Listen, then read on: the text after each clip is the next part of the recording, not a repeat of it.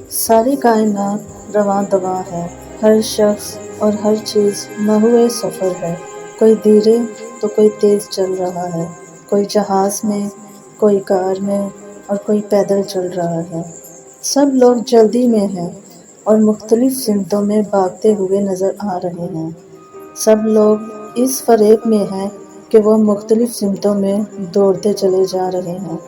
بہت کم لوگ اس حقیقت سے آشنا ہیں کہ امیر اور غریب، بادشاہ اور گدھا، دانا اور احمق، نیک اور برا، سب ایک ہی سمت میں رواں دواں ہیں۔ سب کی ایک ہی منزل ہے، کیونکہ سارے کے سارے لوگ میدان محشر کی طرف چل رہے ہیں۔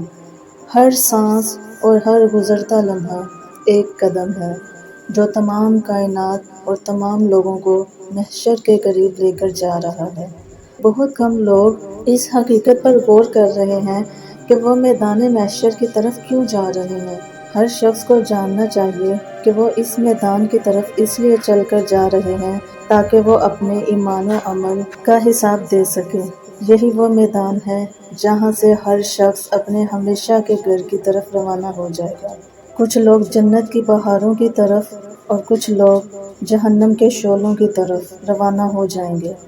دنیا کی مختصر زندگی کس کے لیے عطا کی گئی ہے؟ یہ زندگی حقیقت کو سمجھنے، عبرت حاصل کرنے، بار بار اصلاح کا چانس ملنے اور توبہ کر کے نیک بننے کے لیے عطا کی گئی ہے۔ اس زندگی کو عیش و عشرت اور گناہوں کے انبار جمع کرنے کے لیے وقف کرنا بدترین خسارہ ہے۔ کسی انسان کے لیے اس سے بڑا خسارہ کوئی دوسرا نہیں ہو سکے گا، اور نہ ہی کوئی شخص اپنے آپ پر اس سے بڑا ظلم کر سکتا ہے کہ وہ اپنی دنیا کی زندگی کو گناہوں اور اللہ تعالیٰ کی نافرمانیوں میں تباہ کر ڈالے۔